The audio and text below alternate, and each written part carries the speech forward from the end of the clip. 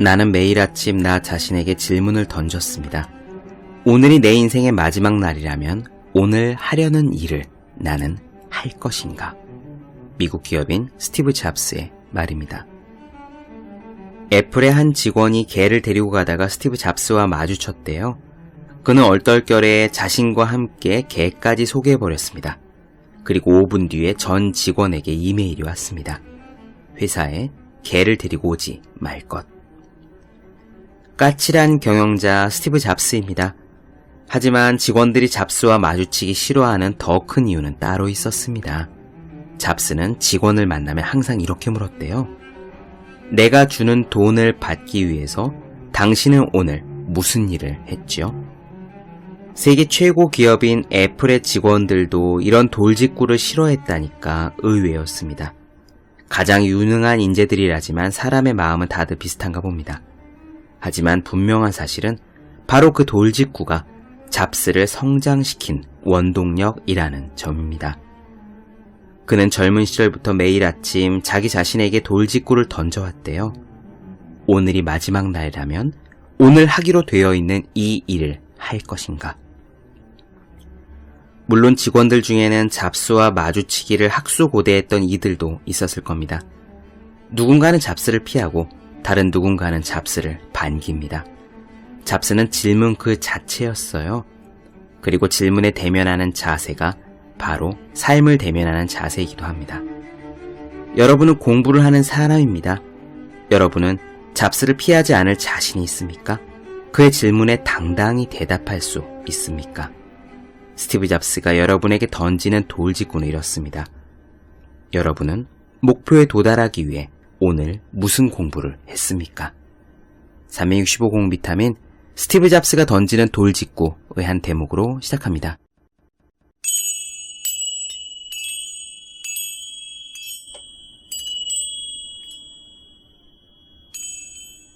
네, 안녕하세요. 본격 공부자극 팟캐스트 서울대는 어떻게 공부하는가 한지우입니다. 우리는 지금 인나미 아스시의 1만권 독서법을 살펴보고 있습니다. 지난 시간에는 핵심을 잃지 않으면서도 효율적으로 책을 읽는 방법을 말씀드렸죠. 저자는 그 요령의 핵심을 인용에서 찾았습니다. 책을 쓱쓱 빠르게 넘겨가면서 인용할 부분을 옮겨 적고 그 인용문들 중에서 나중에 베스트 한 문장을 골라 자기만의 리뷰를 써봐라 라고 했죠. 그런데 그런 방법에 대한 이야기를 들으면서도 역시 궁금증은 이어집니다. 책을 쓱쓱 빠르게 넘기라고 했는데 저자는 한 권을 읽을 때 1시간이 채 걸리지 않는다고도 했는데 그러면 어떻게 책을 빠르게 쓱쓱 넘기느냐?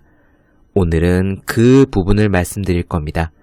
어떻게 빨리 읽을 것인가에 대한 요령입니다. 미리 말씀을 드리자면 빨리 읽는 방법의 가장 기본은요, 넘겨 읽기입니다. 책의 내용이 A, B, C 이렇게 이어진다고 할 때요, B를 빼고 A, C를 읽는 것이 넘겨 읽기예요. 이렇게 넘겨 읽어도 이해하기 어렵지 않은 책들이 있습니다. 특히 경제, 경영서나 자기계발서 같은 실용서들이 그렇죠. 왜 우리가 고등학교 때 외국어 영역 수능 문제를 풀거나요? 토익 시험 문제에서 독해 문제를 풀면 그렇지 않습니까? 지문을 꼼꼼히 다 읽어서는 주어진 시간 안에 문제를 풀지 못합니다. 그래서 몇 가지 요령들이 등장하죠. 첫 문장을 읽고 그 다음에 끝 문장을 읽고 가운데 내용을 추측한다던가 쓱쓱 그냥 넘기다가 however 같은 중요한 전환점이 나오면 그 부분에 주목한다던가 하는 문제풀이의 기술들 말이에요. 인나미 아스시가 독서에서 이야기하는 것도 그렇습니다. 넘겨 읽기를 기본으로 하는 몇 가지 요령을 발휘하면 책 읽는 속도를 훨씬 빠르게 할 수 있다고 하죠. 크게 3가지 방법이 제시돼요. 첫째는 머릿말과 차례를 공들여 읽는다.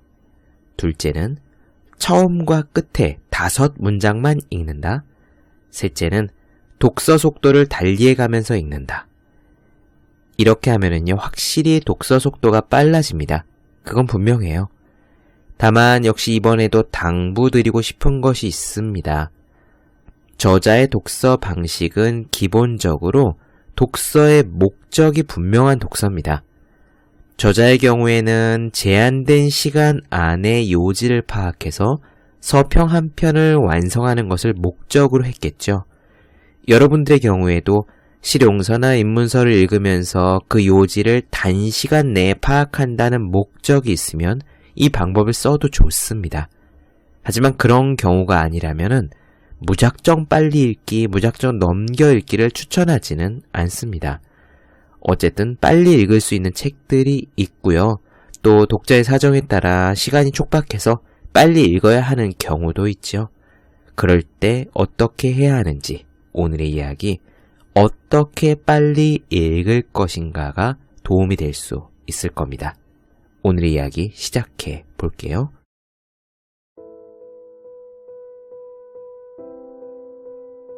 책의 각 장은 대부분의 경우 여러 개의 중 제목으로 나눠져 있습니다. 또한 각 중 제목 부분이 소 제목으로 세분화되어 있는 경우도 있지요. 말할 것도 없이 소 제목은 그 단위의 핵심을 단적으로 나타냅니다. 여기에는 이런 내용이 쓰여 있음을 전하기 위한 것이므로 소 제목을 보고 필요하지 않다거나 읽고 싶지 않다면 주저없이 넘겨버리면 됩니다. 이렇게 마구 넘겨버리면 흐름이 끊기지 않을까? 그런 불안한 마음이 드는 것도 이해할 수는 있습니다.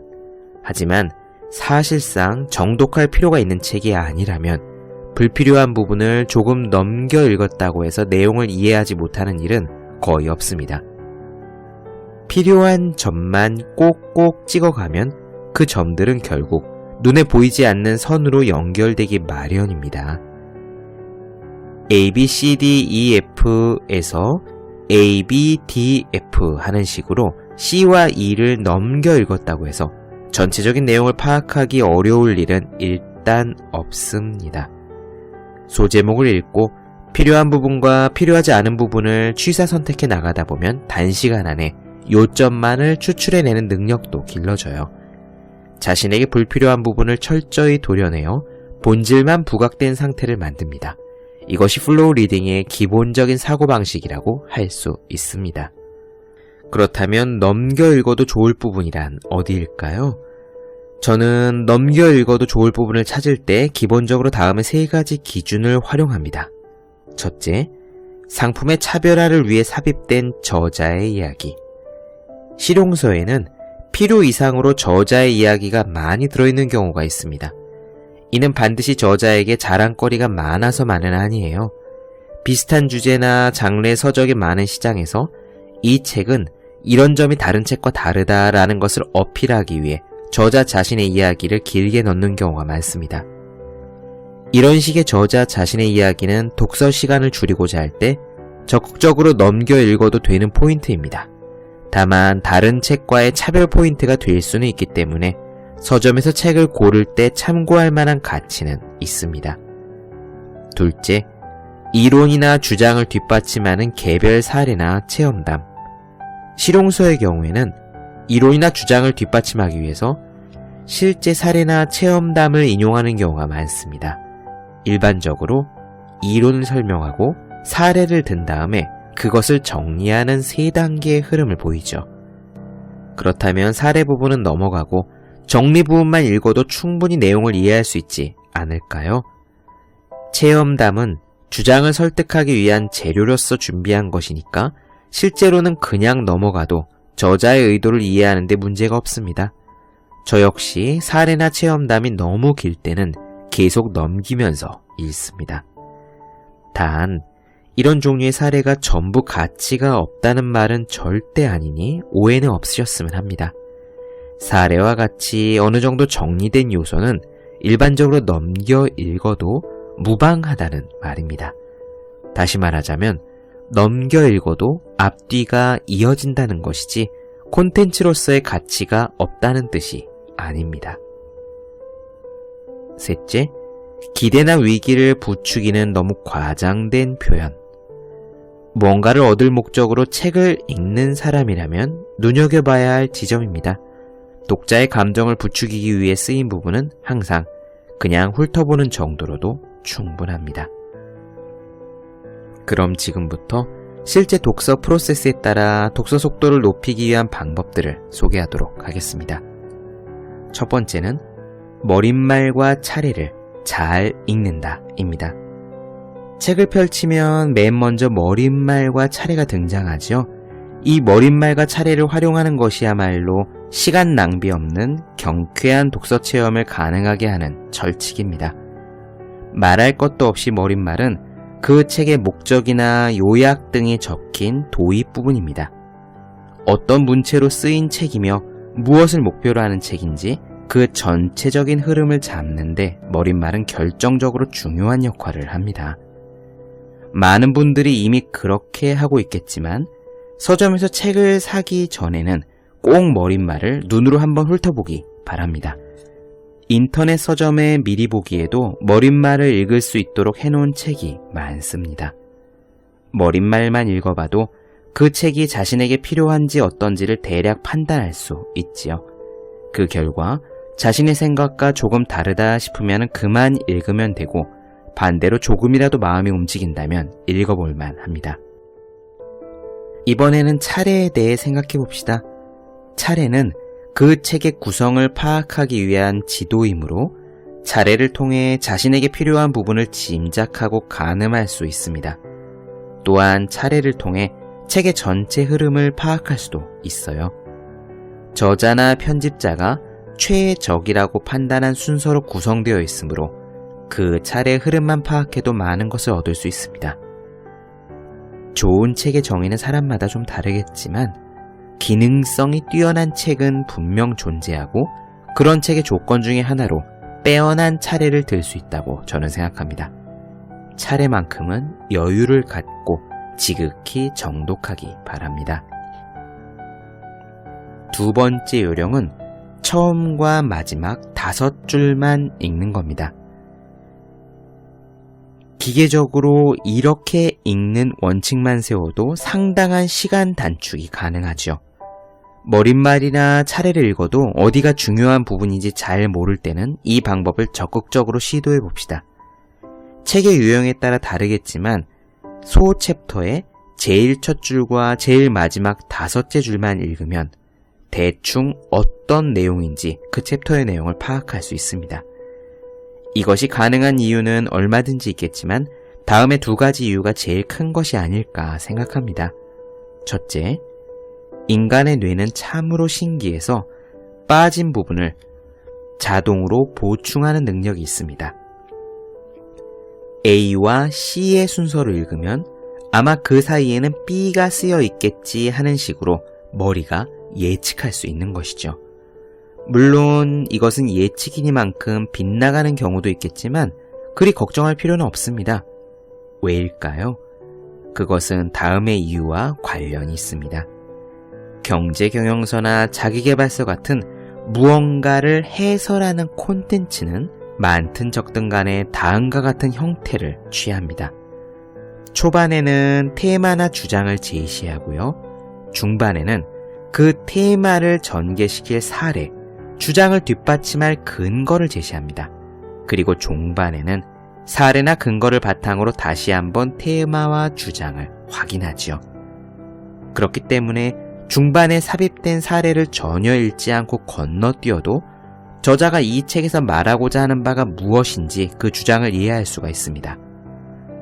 또한 각 문단의 마지막에는 다음 문단에서 말하고자 하는 내용을 미리 소개하고 있는 경우가 많아요. 따라서 다음 문단의 초반을 훑어보기만 해도 비교적 용이하게 책의 전체적인 흐름을 잡을 수 있습니다. 이렇게 읽어도 문맥이 분명하게 이어지지 않을 때는 그때서야 중반을 훑어보아도 충분합니다. 중반을 훑은 후에 다시 초반과 종반의 5줄을 확인해보면 그것이 자기에게 필요한 부분인지 아닌지를 판단할 수 있을 겁니다. 각각 5줄을 읽고 여기는 중요한 부분이다 라고 느꼈다면 다시 한번 그 맨 첫 줄부터 꼼꼼히 읽으면 됩니다. 이것이 넘겨읽기의 요령이죠. 책은 순서대로 읽는 것을 전제로 하여 만든 콘텐츠지만 반드시 일직선으로 읽을 필요는 없습니다. 빨리 읽고 싶은 사람은 초반, 중반, 후반의 순서가 아니라 초반, 후반으로 읽어도 상관없습니다. 그래야 자신에게 필요하지 않은 독서 시간을 단축함과 동시에 가치 있는 부분을 건너뛰게 되는 실수도 최대한 줄일 수 있지요. 세 번째 방법은 리듬을 바꾸어 읽는 겁니다. 먼저 책을 읽을 때 자신이 가장 편하게 읽을 수 있는 일정한 리듬을 찾아내야 합니다. 이것은 일상에서 독서 경험을 쌓아감에 따라 저절로 얻을 수 있으니까 그리 어렵게 생각할 필요는 없습니다. 평소에 얼마나 의식하고 있느냐의 차이는 있겠지만 어느 정도 책을 읽어온 사람이라면 그런 리듬이 정해져 있을 겁니다. 그것이 바로 여러분들의 기본 리듬입니다. 이 리듬이 빠른지 느린지는 별로 문제가 되지 않습니다.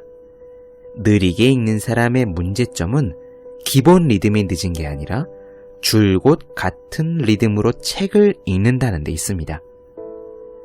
일정한 속도를 유지하며 책을 읽으려고 하면 아무래도 진도가 느리게 느껴집니다.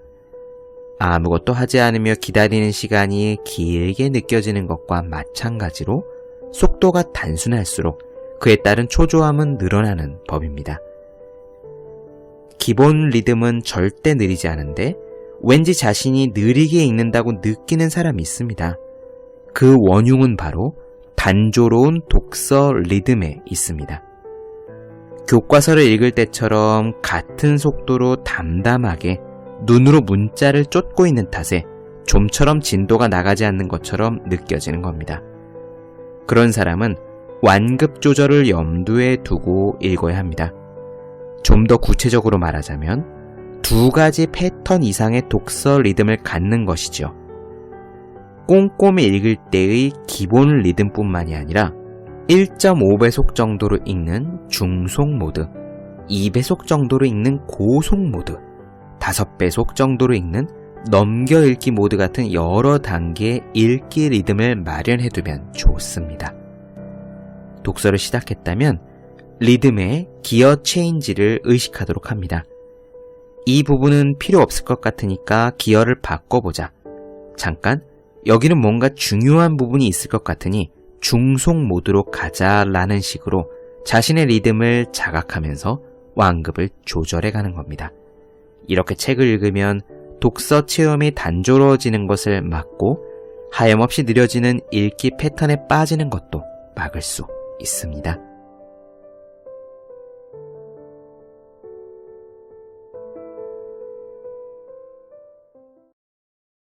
네, 본격 공부작업 팟캐스트 서울대는 어떻게 공부하는가?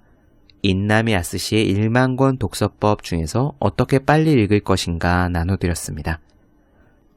더 많은 이야기가 궁금하신 분들, 질문사항 있으신 분들은 제 네이버 블로그 허생의 즐거운 편지, 다음 카카오 브런치 한재울 브런치, 인스타그램에서 해시태그 서울대는 어떻게 공부하는가, 유튜브에서 서울대는 어떻게 공부하는가 검색해 주시면 좋겠습니다. 또 매일매일 공부하시는 분들, 여러분 주변에 매일매일 공부하시는 그분들을 위해서요, 하루 한 페이지씩 읽고 공부할 의지를 북돋는 채 보기만 해도 공부하고 싶어지는 365 공부 비타민 선물해 주시면 좋겠습니다. 오늘은 여기까지 할게요. 저는 다음 시간에 뵙겠습니다. 여러분 모두 열심히 공부하십시오. 저도 열심히 하겠습니다.